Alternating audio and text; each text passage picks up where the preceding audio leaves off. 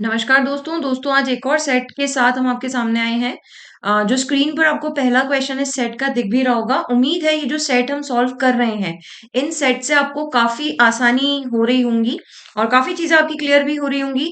आप इसी तरह इन सेट को करते रहें ताकि आगे आने वाले एसएससी के पेपर्स जो हैं वो आपके लिए काफी फ्रूटफुल रहेंगे और इंग्लिश में आप एक अच्छा स्कोर कार्ड जो है वो ले पाएंगे, है ना। चलिए तो पहला क्वेश्चन जरा करते हैं। ये मुझसे ईडियम का जो है वो मीनिंग पूछ रहा है और मेरी ईडियम क्या है, बाइट द बुलेट। नाउ अब इस ईडियम को कैसे याद रखें। इस ईडियम को कुछ ऐसे याद रखेंगे कि यार कोई बुलेट को बाइट कर रहा है। अब बुलेट को बाइट कर रहा है तो यार बुलेट जो है ना ये एक ऐसी चीज है जो आ, खाने की चीज तो है नहीं, है ना, मिठाई तो है नहीं कि भाई ली और खा ली। लेकिन फिर भी अगर वो बुलेट बाइट कर रहा है इसका मतलब ये बहुत बड़ी बात है ना। अब इस सीडीएम को याद कैसे रखें कि किसी गन से एक बुलेट फायर हुई है और उस गन से बुलेट फायर होने के बावजूद वो व्यक्ति वहीं खड़ा है और उस बुलेट को बाइट कर रहा है। यानी वो सिचुएशन को, कैसी सिचुएशन को, इजी नहीं है वो सिचुएशन, डिफिकल्ट है। उस डिफिकल्ट सिचुएशन को व्यक्ति फेस कर रहा है और कैसे फेस कर रहा है, विद करेज वो फेस कर रहा है। तो हम कैसे याद रखेंगे कि कोई व्यक्ति है जो बुलेट को बाइट कर रहा है, बुलेट को बाइट कर रहा है, इट मींस बहुत बड़ी बात है, वो डिफिकल्ट सिचुएशन को करेजियसली फेस कर रहा है। तो my right answer is option number 4। चलिए नेक्स्ट चलते हैं। नेक्स्ट मुझे एंटोनिम बताना है किसका, अंडरलाइन वर्ड का। अब अंडरलाइन वर्ड क्या है, अटरली। देखो एंटोनिम बताना है ये ध्यान रखना। तो सबसे पहली बात तो मैम अटरली का क्या मतलब होता है, तो अटरली का मतलब होता है किसी भी चीज पर जोर डाल करके कहना, एम्फेसाइज करना। अब जब हम किसी चीज पर एम्फेसाइज करते हैं ना तो वो चीज बड़ी हो जाती है ना, उसको बढ़ा चढ़ाकर बोलना ही कह लेते हैं ना। तो अगर कोई चीज बड़ी हो गई है और मुझे उसका एंटोनिम बताना है यानी कि छोटा बताना है। अब एक्सट्रीम मतलब तो बहुत ज्यादा हो जाएगा, टोटली इसका आंसर होगा नहीं, करेक्टली इसका आंसर होना नहीं। तो ज्यादा को कम बताने के लिए हम मिनिमम वर्ड बोलते हैं। तो इसका राइट आंसर क्या हो जाएगा, मिनी अली। तो टर्ली इज टू एम्फेसाइज समथिंग यानी कि उसको बढ़ा कर करके बोल देना, लेकिन मिनिमली मतलब उसको शॉर्ट में बोल देना, समराइज करके बोल देना। चलिए नेक्स्ट चलते हैं। नेक्स्ट अपन को एरर स्पॉटिंग बतानी है सेंटेंस में, नो अदर प्लेस। नो, अब जैसे ही मुझे नो अदर किसी में दिखता है ना सेंटेंस में तो मेरे दिमाग में एडजेक्टिव जाता है। और एडजेक्टिव में हम जब पढ़ते हैं ना कि चेंज करना, यानी कि एक पॉजिटिव डिग्री को कंपैरेटिव में चेंज करना, कंपैरेटिव को सुपरलेटिव में चेंज करना, तो हम इन सेंटेंसेस का यूज करते हैं। जहां पर जो नो अदर यूज होता है ना, इसमें दो तीन बातें आपको ध्यान रखनी है। सबसे पहली बात तो नो अदर के बाद में जो नाउन आता है वो सिंगुलर आता है, ठीक है। फिर दिस के बाद में कंट्री भी बिल्कुल सिंगुलर लिखा है, सही लिखा है। लेकिन नो अदर के साथ में सबसे इंपॉर्टेंट ये होता है कि हम एडजेक्टिव की पॉजिटिव डिग्री का यूज करते हैं। किसका यूज करते हैं, एडजेक्टिव की पॉजिटिव डिग्री। अब अगर मैं एडजेक्टिव की पॉजिटिव डिग्री यूज करूं तो मेरे लिए यहां पर सो एज तो बिल्कुल सही लिखा है। सो एज कैसे सही है, क्योंकि नो अदर जो है ना वो नेगेटिव वर्ड है और हम नेगेटिव के साथ जो यूजुअली है वो सो एज का यूज करते हैं, तो सो एज तो सही है। लेकिन जब भी हम पॉजिटिव डिग्री की बात करें तो चाहे मैं सो एज का यूज करूं या चाहे मैं एज का यूज करूं, डेफिनेटली ये पॉजिटिव डिग्री है। तो बीच में जो एडजेक्टिव की डिग्री आएगी वो कौन सी डिग्री आनी चाहिए, पॉजिटिव डिग्री आनी चाहिए। जबकि यहां पर इसने वर्ड क्या लिख के दिया है मुझे, बेटर। बेटर जो है वो गुड की कौन सी डिग्री है, कंपैरेटिव। तो ये मेरी एरर हो गई। यहाँ पे क्या होना चाहिए, सो गुड एज गुलमर्ग। तो मेरा राइट आंसर क्या हो जाएगा, फोर्थ ऑप्शन, जिसमें एक मिस्टेक है। चलिए नेक्स्ट पढ़ते हैं। Our family is planning a trip to Europe next summer. देखिए कब प्लानिंग की बात चल रही है, नेक्स्ट समर की। लेकिन मैं यहाँ पे कंटिन्यूअस टेंस क्यों यूज कर रही हूँ, क्योंकि हमने बात की है कि फ्यूचर टेंस यदि फिक्स होता है तो वो प्रेजेंट सिंपल या फिर प्रेजेंट कंटिन्यूअस में यूज किया जा सकता है। और family is planning a trip to Europe next summer बिल्कुल सही है। Where we should visit several famous landmarks and enjoy local क्यूजाइन।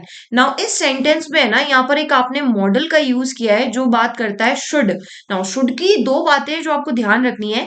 पहली बात तो ये है कि शुड जो है ना वो ऐसा मॉडल है जो एडवाइस देने के काम करता है, यानी कि ये सेंस लेकर आता है चाहिए का। पहली बात तो ये। दूसरी बात, ये जो शुड है ना ये शैल का पास्ट है, यानी कि दोनों ही इसमें जो डेफिनेशंस है शुड की वो यहाँ पर सेट नहीं हो रही है, क्योंकि आप बात कर रहे हो नेक्स्ट समर में जाने की, बात तो आप फ्यूचर की कर रहे हो। तो ये जो शुड है ये पास्ट का काम तो करेगा नहीं। दूसरी बात, ये जो फैमिली प्लानिंग कर रही है यूरोप जाने के लिए नेक्स्ट समर, वो एडवाइस देने का काम तो बिल्कुल नहीं कर रही है। मैं कैसे कहूँ यहाँ पे कि we should visit several famous landmark, उनको कई फेमस लैंडमार्क करने चाहिए विजिट। नहीं, चाहिए का तो कोई साइंस ही नहीं, एडवाइस की कोई सेंस ही नहीं आ रहा है यहाँ पे। तो यहाँ जो मॉडल यूज होगा वो या तो आप यूज करें वी विल विजिट, हालांकि वे जो है वो फर्स्ट पर्सन है, तो आप यहाँ पर शैल का यूज भी कर सकते हैं, क्योंकि हम फर्स्ट पर्सन के साथ जो प्रायोरिटी देते हैं या जो प्रेफरेबल मानते हैं मॉडल, वो शैल मानते हैं।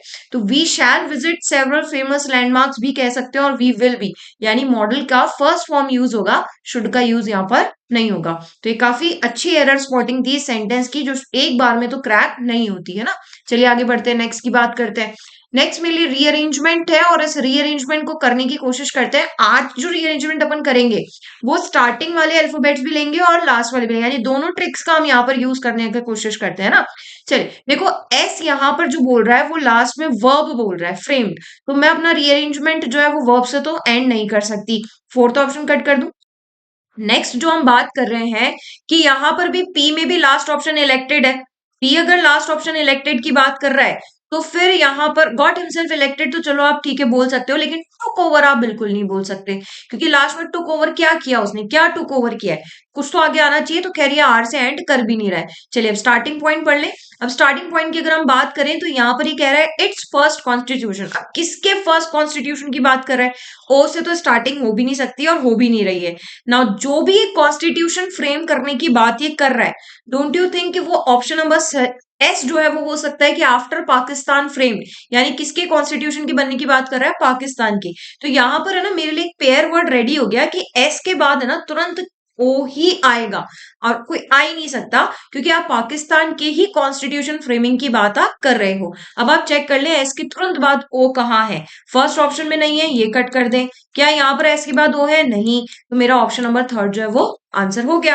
आपने इसमें क्या कहा कि भाई पाकिस्तान फ्रेम कर रहा है, क्या फ्रेम कर रहा है, खुद का फर्स्ट कॉन्स्टिट्यूशन फ्रेम कर रहा है। फिर आगे आपने बात की जनरल आयूब खान ने उसको टुक ओवर किया। फिर आगे आपने बात की कि द एडमिनिस्ट्रेशन था इस कंट्री का, उसको टुक ओवर किया और खुद को हिमसेल्फ को क्या करवा दिया, इलेक्टेड करवा दिया। तो right answer is option number third. Next हम बात कर रहे हैं सिनोनिम की। नाउ सिनोनिम किसका पूछ रहा है, ये स्टेशनरी का। नाउ स्टेशनरी वर्ड जो है ना ये हमारे एग्जाम में कंफ्यूजेबल वर्ड्स में भी आता है, क्योंकि स्टेशनरी की दो स्पेलिंग है जो एग्जिस्ट करती है, ARY भी एग्जिस्ट करती है, और स्टेशनरी की एक स्पेलिंग और एग्जिस्ट करती है जिसमें हम स्टेशन आगे वर्ड तो सही लिखते हैं लेकिन पीछे ERY लिख लेते हैं। नाउ जो ये वाला स्टेशनरी वर्ड यूज होता है, ये हम मोस्टली यूज करते हैं शॉप के लिए, दुकान के लिए। कौन सी दुकान, जहां पर हमें स्टेशनरी का सामान मिलता है, जैसे रबर पेंसिल वगैरह हो गया जो हम खरीदने जाते हैं, वो वाला शॉप जो है वो स्टेशनरी होता है।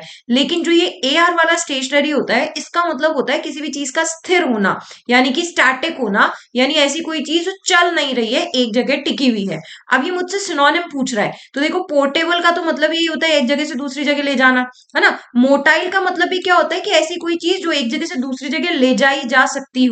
तो अगेन ये स्थिर की बात तो नहीं है, स्टैटिक की बात तो नहीं है। तो यहाँ पर एक ही वर्ड है जो स्टैटिक की बात कर रहा है, and that is option number third. Still का मतलब होता है एक चीज का एक जगह टिके रहना, इज नोन एज स्टेशनरी। चलिए नेक्स्ट क्वेश्चन की बात करते हैं। नेक्स्ट ही मुझसे क्या पूछ रहा है, एक्टिव वॉइस पूछ रहा है ना। यहाँ पर जो मेरे लिए सेंटेंस लिखा है वो लिखा है will be delivered. The modal plus be plus third form दिख रहा ही पैसिव है, इसका अगर मैं एक्टिव करूं तो मुझे विल के बाद क्या दिखना चाहिए, डिलीवर। सेकंड ऑप्शन होगा नहीं, डिलीवर्ड दिख रहा है। थर्ड ऑप्शन होगा नहीं, विल बी डिलीवरिंग दिख रहा है। फोर्थ ऑप्शन होगा नहीं, विल हैव डिलीवर्ड दिख रहा है। तो right answer is option number first, जहां मुझे विल के साथ डिलीवर वर्ड नजर आ रहा है। चलिए नेक्स्ट बात करते हैं। ये मुझसे फिर एंटोनिम पूछ रहा है किसका, अंडरलाइन वर्ड का। अब अंडरलाइन वर्ड क्या है, बैरन। नाउ बैरन का मतलब क्या होता है फ्रेंड्स, बैरन का मतलब होता है बंजर, जिसको हम बोलते हैं इनफर्टाइल जो लैंड है, यानी कि जहां से उत्पादन नहीं हो सकता है, हम उसे बोलते हैं बैरन लैंड, है ना। यानी कि जो बंजर है भूमि, उसको बैरन बोलते हैं। नाउ अगर मैं इसके एंटोनिम की बात करूं, यानी मुझे एक ऐसी जगह चाहिए जो क्या हो, फर्टाइल हो, उपजाऊ हो। जो सीधे सीधे इसमें आंसर दिख रहा है फर्टाइल। इनफर्टाइल तो इसका सिनोनिम हो जाएगा, अनफ्रूटफुल भी इसका सिनोनिम, और स्टेराइल भी इसका सिनोनिम ही है। स्टेराइल का भी मतलब होता है जो मुझे अच्छे रिजल्ट ना दे। तो फर्टाइल मेरा क्या हो गया, इसका राइट आंसर हो गया। चलिए नेक्स्ट पढ़ते हैं।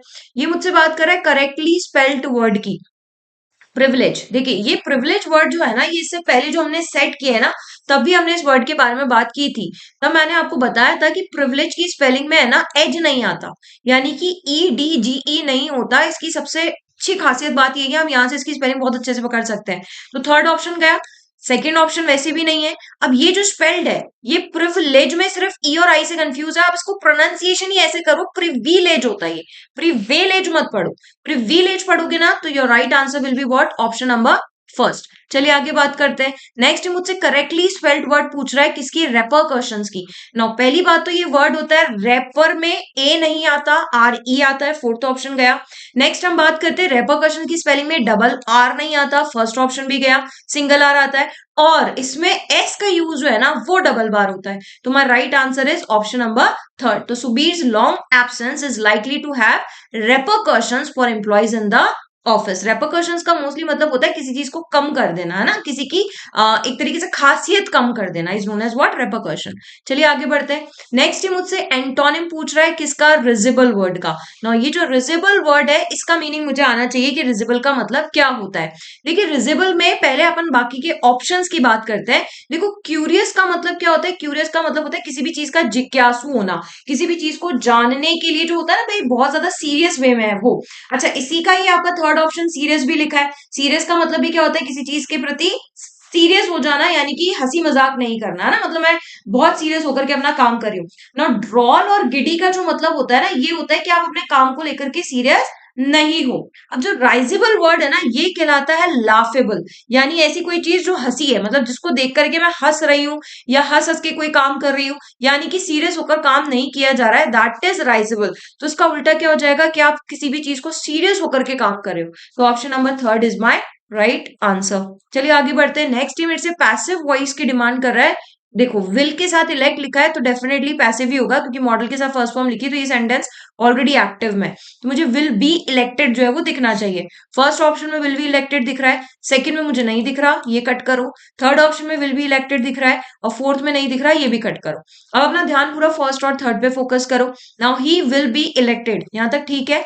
यहां अगर मैं फर्स्ट और थर्ड ऑप्शन की बात करूं तो ये by the stake share holders यानी बाय प्लस सब्जेक्ट मुझे दे रखा है, जबकि थर्ड ऑप्शन में बाय प्लस सब्जेक्ट मुझे नहीं दे रखा है। नाउ अब इन दोनों सेंटेंस में एक दिक्कत और है कि यहाँ जो मुझे सेंटेंस एक्टिव दे रखा था ना उसमें मुझे डायरेक्टर के साथ आर्टिकल दे रखा है अ आर्टिकल, जबकि यहां अगर मैं बात करूं तो फर्स्ट ऑप्शन में मुझे डायरेक्टर से पहले अ आर्टिकल नहीं दे रखा है, थर्ड ऑप्शन में दे रखा है। अब मेरे लिए दिक्कत हो गई कि यार आंसर सही तो फर्स्ट भी है और आंसर सही तो थर्ड भी है, लेकिन मुझे प्रायोरिटी देनी पड़ेगी। अब हम प्रायोरिटी देते किसको है? जिसमें बाय प्लस सब्जेक्ट होता है, तो मुझे फर्स्ट ऑप्शन को प्रायोरिटी देनी पड़ेगी। चलिए आगे बढ़ते हैं। नेक्स्ट हम बात कर रहे हैं वन वर्ड सब्सटीट्यूशन। ये मेरे से पूछ रहा है कि एन ऑफन इमेजिनरी प्लेस और state of utter perfection and happiness, यानी एक ऐसी जगह जहां सब कुछ सही हो, बिल्कुल परफेक्शन हो, यानी कुछ भी गलत ना हो, कोई क्राइम ना हो, कोई इनजस्टिस ना हो, सब एकदम परफेक्ट हो। क्योंकि देखो परफेक्शन और हैप्पीनेस दोनों की बात कर रहा है, लेकिन ये प्लेस कैसी है? इमेजिनरी। ये इमेजिनरी प्लेस हम कैसे याद रखेंगे? इसका राइट आंसर है यूटोपिया। और आप इसे ऐसे याद रखें, इस वर्ड को दो पार्ट में ब्रेक कर लें, यू प्लस टॉप, है ना। तो आप ऐसे याद रखें कि यू नामक एक व्यक्ति है जिसके टॉप होने की बिल्कुल संभावना नहीं है, क्योंकि ये जो बच्चा है या ये जो स्टूडेंट है ये बिल्कुल भी पढ़ता लिखता नहीं है। लेकिन अगर ये यू आपके लिए टॉप कर जाए तो ये तो आपके लिए बहुत अचंभित वाली बात होगी ना, हो ही नहीं सकता, ये इमेजिनरी है कि भाई यू टॉप कर जाए। तो आप इसे ऐसे याद रखेंगे कि यू ने टॉप किया, ये मेरे लिए कैसी बात हो गई? मेरे लिए इमेजिनरी बात हो गई। तो an imaginary place with perfect order is known as what? Utopia. चलिए आगे बात करते हैं, यहाँ पर बाकी ऑप्शंस लेते हैं। देखो यहाँ ये बोल रहा है यूफोरिया, यूफोरिया, और फोर्थ ऑप्शन जो डिस्टोपिया है ये आपके यूटोपिया का एकदम सिनोनिम हो गया, एंटोनिम हो गया। Utopia is what? Perfection, and without perfection is known as what? Dystopia. तो पहले तो एक बात ये ध्यान रखेंगे कि यूटोपिया का एंटोनिम क्या है? डिस्टोपिया। नाउ बात करते हैं यूफोरिया का क्या मतलब होता है। तो यूफोरिया का मतलब होता है ऐसी कोई भी चीज जो आपको हैप्पीनेस दे, यानी कि खुशी दे। तो जहां आपको जिस चीज से खुशी मिलती है that is known as what? Euphoria. और जो ये थर्ड ऑप्शन लिखा है इन्फर्नो, इन्फर्नो वर्ड को अपन याद रखेंगे फायर से, यानी एक ऐसी फायर या एक ऐसी आग जो बहुत विकराल रूप ले ले, विकराल रूप ले ले, यानी कि इस फायर को हम कंट्रोल नहीं कर सकते हैं, यानी uncontrollable fire is known as what? Inferno.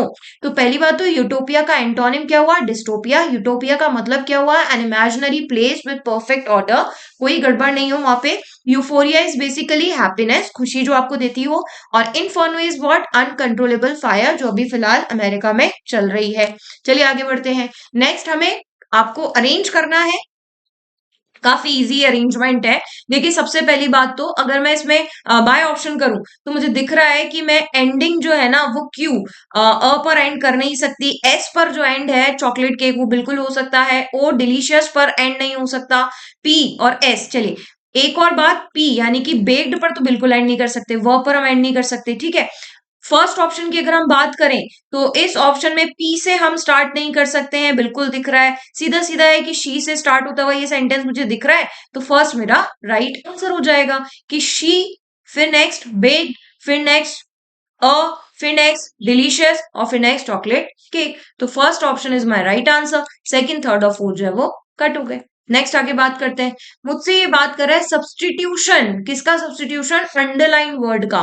तो he was an irresponsible person to the matter of taking up responsibilities. देखो ये इररिस्पॉन्सिबल पर्सन है किसमें, किस काम में इररिस्पॉन्सिबल है, रिस्पॉन्सिबिलिटीज लेने में। तो ये एक फ्रेज हम बोलते हैं इस काम में, that is in the matter of. अपन नहीं बोलते यार इसके अंदर क्या मैटर हो गया, इसके अंदर क्या मैटर हो गया, यही बोलते हैं ना। तो ये फ्रेज क्या होता है, टू द मैटर नहीं होता, बाय द मैटर नहीं होता, एट द मैटर नहीं होता और अलोंग द मैटर भी नहीं होता। ये फ्रेज ही क्या होता है, इन द मैटर ऑफ, यानी क्या मैटर हो गया भाई बता दो, है ना। तो इन the matter of taking responsibilities. तो ये इररिस्पॉन्सिबल पर्सन कहाँ है भाई, ये रिस्पॉन्सिबिलिटीज लेने में इररिस्पॉन्सिबल पर्सन है।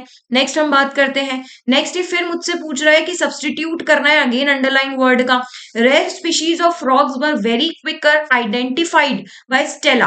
ना यहाँ पर ये जो आइडेंटिफाइड है ना ये V3 है, यानी कि वर्ब की थर्ड फॉर्म है। और जो वर्ब को क्वालिफाई करता है वो हम पढ़ते हैं कि जो वर्ब को क्वालिफाई करता है दैट इज एन एडवर्ब, यानी कि आइडेंटिफाइड से पहले जो वर्ड आना चाहिए वो क्विकर नहीं आना चाहिए, एडवर्ब आना चाहिए। और क्विकर का एडवर्ब क्या होता है, क्विकली। तो बेसिकली हम यहाँ पे फर्स्ट ऑप्शन भी कट कर सकते हैं और थर्ड ऑप्शन भी कट, क्योंकि दोनों में क्या लिखा है, क्विकर और क्विकलियर। एडवर्ब इज क्विकली, डिमांड तो क्विकली ही कर रहा है। अब अगर मैं इन दोनों ऑप्शंस पे जाऊं तो रेयर स्पीशीज किसकी, फ्रॉग्स की। तो अगर फ्रॉग्स की रेयर स्पीशीज की बात कर रहे हो तो टू फ्रॉग्स नहीं बोलोगे, क्या बोलोगे, ऑफ फ्रॉग। तो rare species of frogs were very quickly identified by Stella. तो my right answer is option number fourth. Next again ये जो सेंटेंस है ये आपका रीअरेंजमेंट का सेंटेंस है, जरा इसको भी एक बार देख लेते हैं। बाय ऑप्शन करते हैं तो सी से अगर एक बार स्टार्ट करें तो small family is one with parents and a maximum of 2 children, बिल्कुल ये एक इंट्रोडक्टरी सेंटेंस लग रहा है। नेक्स्ट हम बात करें ए से, it is also, also say तो हम स्टार्ट कर ही नहीं सकते है ना, ऑल्सो कॉल्ड, तो इसका मतलब इससे पहले भी हमने कुछ और बात की है और बेसिकली इट कौन है ये भी हमें नहीं पता है, तो थर्ड ऑप्शन कट कर दे। नेक्स्ट बी की बात करते हैं, it is good to be in a small family because there is better management of resources. ना यहाँ पर ही मुझे एक रीजन दे रहा है कि स्मॉल फैमिली में रहना अच्छा क्यों है, क्योंकि वहां पर बेटर मैनेजमेंट ऑफ रिसोर्सेज है। जबकि देखो इसने मेरे को फोर्थ ऑप्शन में क्या कहा है कि जो स्मॉल फैमिली है ना उसके कई सारे क्या है, एडवांटेजेस हैं, और उन्हीं में से एक एडवांटेज इसने मुझे बी में दिया है। क्यों है ये एडवांटेज, उसका एक एडवांटेज ये है क्योंकि वो हमें बेटर क्या देता है, मैनेजमेंट ऑफ रिसोर्सेज। तो डोंट यू थिंक कि इस वाले रीअरेंजमेंट में मैं डी और बी का एक परफेक्ट पेयर बना सकती हूँ कि भाई पहले डी में हम बोलेंगे कि एक स्मॉल फैमिली के एडवांटेजेस हैं और उन्हीं में से एक एडवांटेज मैंने बी में शेयर किया है। तो मैं ये चेक कर लूं कि कहां पर मुझे डी और बी दिख रहा है। फर्स्ट ऑप्शन में देखो बी पहले आ रहा है, हो नहीं सकता। सेकंड ऑप्शन में डी और बी साथ में है, बिल्कुल। और फोर्थ ऑप्शन में तो स्टार्टिंग ही बी से हो रही है, ये भी नहीं हो सकता। तो मेरे को मेरा राइट आंसर मिल गया क्या, सेकंड। क्या बोल रहा है ये कि एक स्मॉल फैमिली क्या होती है जिसमें पेरेंट्स और मैक्सिमम 2 चिल्ड्रन होते हैं। फिर हमने क्या कहा, ऐसी फैमिली को हम क्या कहते हैं, न्यूक्लियर फैमिली कहते हैं। फिर हमने क्या किया कि ऐसी न्यूक्लियर जो फैमिली है, स्मॉल फैमिली, इसकी बहुत सारी एडवांटेजेस है और उन्हीं में से एक एडवांटेज हमने बी में शेयर की है कि भाई बेटर मैनेजमेंट ऑफ रिसोर्सेज जो है वो हो पाते हैं। तो my right answer is option number second. चलिए नेक्स्ट हमसे ये पूछ रहा है क्या, एंटोनिम। और ये मुझसे एंटोनिम किस वर्ड का पूछ रहा है फ्रेंड्स, ब्लूम वर्ड का पूछ रहा है ना। ब्लूम का मतलब क्या होता है, ब्लूम का मतलब होता है ऐसी किसी चीज का खिलना, है ना। अब उसका एंटोनिम अगर ये मेरे से पूछ रहा है यानी किसी चीज का नहीं खिलना। अब अगर कोई चीज खिल रही है, ब्लूम कर रही है, तो ब्लूम देखो फ्लरिश तो नहीं होगा, क्योंकि फ्लरिश तो एक तरीके से इसका सिनोनिम हो जाएगा। फ्लरिश, फ्लरिश का मतलब जाता है जैसे कहते हैं ना फलना फूलना, आगे बढ़ना, इंक्रीमेंट होना, वो फ्लरिश होता है। ब्लॉसम भी नहीं होगा क्योंकि ब्लॉसम का मतलब भी यही होता है फलना फूलना। फ्लश का मतलब तो हम जानते हैं किसी भी चीज को बहा देना, इज नोन एज फ्लश, है ना। तो इसका राइट आंसर एंटोनिम हो जाएगा विदर। विदर का मतलब होता है किसी भी चीज का नहीं फलना फूलना, तो ब्लूम का एंटोनिम हो जाएगा क्या, विदर। चलिए नेक्स्ट आगे बढ़ते हैं। नेक्स्ट ये मेरे से बोल रहा है मोस्ट अप्रोप्रिएट मीनिंग बताना है आपको फ्रेज का जो अंडरलाइंड है। कुक्ड योर गूज। अब ये कुक्ड योर गूज है ना, देखने पे पता चल रहा है कि एक ईडियम है ना, तो ये मेरे से डेफिनेटली एक ईडियम का मीनिंग पूछ रहा है। Your so called friends has cooked your goose, यानी कि आपके सो कॉल जो फ्रेंड है उन्होंने कुक्ड योर गूज यानी आपकी गूज को क्या कर दिया है, कुक्ड कर दिया है। तो बेसिकली इस इडियम का मतलब क्या है या हम इस इडियम को याद कैसे करेंगे, तो यहाँ पर आप इसे ऐसे याद रखें, कुक्ड योर गूज का मतलब ऐसा लग रहा है ना आपका कोई काम किसी ने कर दिया है। अगर आपका कोई काम किसी ने कर दिया या तो अच्छा किया होगा या बेकार किया होगा, लेकिन अगर आपका काम कुकिंग का किया है तो आप इसे ऐसे याद रखो, आपकी जगह अगर कोई आकर के कुक कर दे ना तो डेफिनेटली गड़बड़ी करेगा, वो इसीलिए आया है, वरना वो आप ही को कुक करने देता ना। तो आप इस इडियम को कैसे याद रखें, किसी ने आपकी जगह क्या कर दिया है, कुक करने का काम कर दिया है। क्या कुक किया है वो भले नहीं याद है, कोई बात नहीं, पर आपकी जगह कुक करने का काम किया है, उसने आपके काम को बिगाड़ा ही है। यानी कि ये जो ईडियम है ये नेगेटिव नहीं, पॉजिटिव नहीं, ये नेगेटिव इंपैक्ट देती है, यानी ये नेगेटिव रिजल्ट मुझे शो करती है। यानी किसी भी चीज को बिगाड़ देने को हम कहते हैं क्या, कुडियर गूज।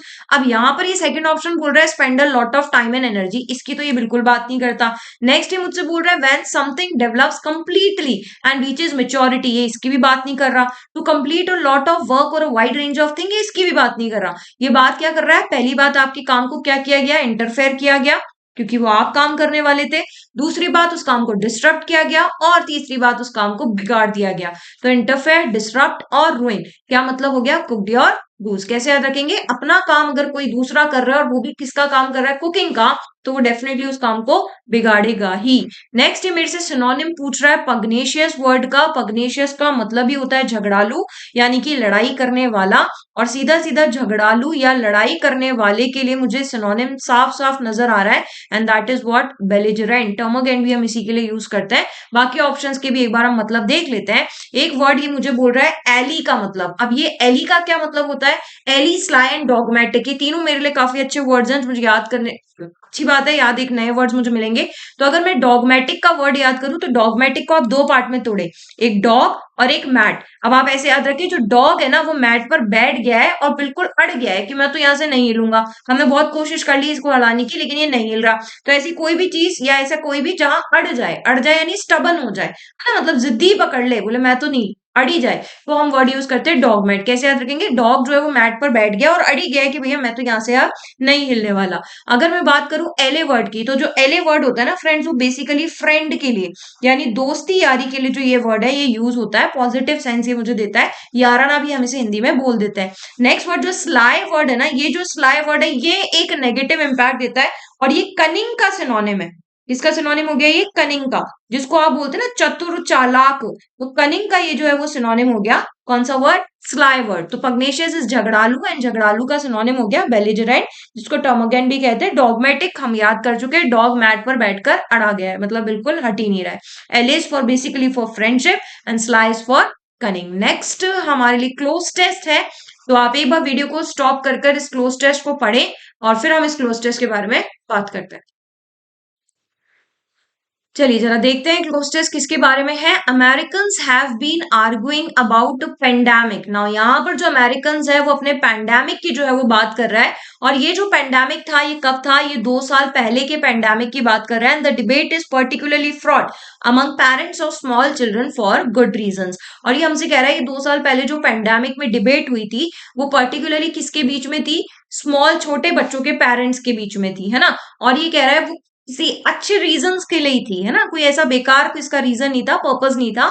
जो पर्पस था ये कैसा था, ये पर्पस गुड रीजन ही थे। तो अमेरिकन जो थे वो आर्ग्यू कर रहे थे पेंडेमिक के लिए। नो पेंडेमिक में क्या होता है, जैसे कोरोना पेंडेमिक ही आया था, तो ऐसे पेंडेमिक्स में क्या होता है कि सामने वाले की तरफ से है ना हमारे ऊपर कुछ चीजें बाधित कर दी जाती है, यानी में रोक दिया जाता है कि आप बस यही कर सकते हैं, ये नहीं कर सकते हैं, यानी मैं कह सकती हूँ लिमिटेशन सेट हो जाती है किसके अंदर, पेंडेमिक के अंदर। अब ये मुझसे यहाँ पर बात कर रहा है, देखो पेंडेमिक एडवांटेजेस तो बिल्कुल नहीं देता। इनटेम्परेंस, देखो टेम्परेंस का मतलब तो होता है लिमिटेशन और इनटेम्परेंस का मतलब है खुला खाता, यानी आप कुछ भी करो, तो ये भी नहीं हो सकता, हैंडीकैप हो नहीं सकता। तो पेंडेमिक बेसिकली हमारे लिए क्या लगा देती है, रेस्ट्रिक्शंस लगा देती है। तो Americans have been arguing about pandemic restrictions for 2 years, and the debate is particularly fraught among parents of small children for good reasons. While dash such as, अब जो ये such as word है ना, ये बेसिकली एग्जाम्पल्स हमें आगे देता है. तो कौन कौन से such as मास्किंग, मास्किंग के ऊपर, and isolation mean temporary discomfort. और ये बोलते हैं कि भाई मास्क जो लगाने से डिस्कम्फर्ट या जो इनकन्वीनियंस होती है लोगों को, ये उसके बारे में बात कर रहा है. तो यानी कि यहाँ पर अगर ये मुझे एग्जाम्पल दे रहा है तो ये ब्रांडिंग की बात तो बिल्कुल नहीं कर रहा, ये मॉडल की बात भी नहीं कर रहा, और ये स्लगिशनेस की बात भी नहीं कर रहा. ये मुझे एग्जाम्पल तभी दे रहा है जब इसने ये सारी चीजें मेजर की हो यानी जांच पड़ताल की हो, जांच परख की हो, तभी आपको एक तर्क दे रहा है कि भाई ये मास्किंग करने से या आइसोलेशन रहने से डिस्कम्फर्ट होता है, करने से लोगों को इनकन्वीनियंस होती है. तो ये सब आपने मेजर करने के बाद ही बोला होगा. आगे बढ़ते हैं. नेक्स्ट बात ये कर रहा है, their dash for still developing young children are more mysterious. अब ये कह रहा है कि आगे जो स्टिल डेवलपिंग है, अब स्टिल डेवलपिंग किसका, बच्चों का. अब स्टिल डेवलपिंग अगर बच्चों की बात कर रहा है तो फाउंडेशन तो बिल्कुल नहीं बोल रहा, डिसअप्रूवल भी बिल्कुल नहीं बोल रहा, मास्किंग की बात ही कर रहा है. तो मास्किंग के कॉन्सिक्वेंसेस की बात कर रहा है. मार्जिनलाइजेशन का मतलब होता है basically weaker sections of our society, उनको हम मार्जिनलाइज्ड सोसाइटी कहते हैं, है ना. तो मार्जिनलाइजेशन इज वीकर सेक्शंस. तो यहाँ पर ये बच्चों की बात कर रहा है, बच्चों के मास्किंग के कॉन्सिक्वेंसेस के बारे में बात कर रहा है. और वो कॉन्सिक्वेंसेस कैसे है, मिस्टीरियस है, पॉसिबली मोर सिग्निफिकेंट और लास्टिंग है, हमेशा रहने वाले कॉन्सिक्वेंसेस है. आगे बात करते हैं, चिल्ड्रन विद स्पीच और लैंग्वेज डिसऑर्डर्स, जिनको स्पीच और लैंग्वेज डिसऑर्डर की प्रॉब्लम होती है, offer perhaps the dash example. वो कैसा एग्जाम्पल सेट करते हैं, मर्की ट्रेड ऑफ का. तो ये जो एग्जाम्पल सेट कर रहे हैं, डेफिनेटली एग्जाम्पल एक क्लियर एग्जाम्पल है ना. जबकि नेबुलस का मतलब अनक्लियर होता है, वेग का मतलब भी अनक्लियर होता है, और इनडिस्टिंक्ट का मतलब भी अनक्लियर होता है. तो तीनों तो आपस में वैसे ही सिनोनिम हो गए, है ना. तो राइट आंसर क्या हो जाएगा, सेकंड ऑप्शन क्लियरेस्ट, यानी क्लियरेस्ट एग्जांपल सेट करता है किस डिसऑर्डर्स का. और किसके लिए डिसऑर्डर, वो व्यक्ति है, वो स्टूडेंट या वो चिल्ड्रन जिनको स्पीच या लैंग्वेज का डिसऑर्डर है. फिर आगे बढ़ते हैं. नेक्स्ट ये बात करें, पेंडेमिक रेस्ट्रिक्शंस वेरी यानी चेंज होते हैं by state, county and school districts, but I spoke with parents in California. देखो ये जो लड़ाई है पेंडेमिक की, पेरेंट्स ने ही स्टार्ट की थी. तो यहाँ पर इन पेरेंट्स से बात की गई. कौन कौन से पेरेंट्स है, कैलिफोर्निया के, न्यूयॉर्क के, मैसेचुसेट्स के, वॉशिंगटन के, न्यू जर्सी के, लोवा एंड मैरीलैंड के, जिन्होंने ये कहा कि there children speech therapy has been, कि जो उनके बच्चों की स्पीच है वो क्या हो गई है. वो देखो इसने यहाँ पर भी मुझे कहा था कि जो उनकी स्पीच उसमें डिसऑर्डर आ गया है, तो यहाँ पर भी नेगेटिव आंसर ही आएगा कि जो उनकी स्पीच है वो मेजर नहीं कह रहा है, स्पीच रेगुलेट भी नहीं कह रहा है, स्पीच नॉर्मलाइज भी नहीं कह रहा है. ये कह रहा है मुझे कि उनकी स्पीच जो है वो क्या हो गई है, डिसरप्टेड हो गई है. चलिए फ्रेंड्स, तो ये जो सेट है आज का, ये काफी अच्छा सेट था, मॉडरेट सेट था, और उम्मीद है आपको समझ में भी आया होगा. इस सेट को आप एक बार वापस से जरूर से देखिएगा, और कोई भी आपका सजेशन है वो आप हमें जरूर से कमेंट बॉक्स में बताइएगा. चलिए नेक्स्ट वीडियो में हम एक और सेट के साथ आपके सामने वापस आएंगे. तब तक के लिए फ्रेंड्स, राधे राधे, जय हिंद, जय भारत.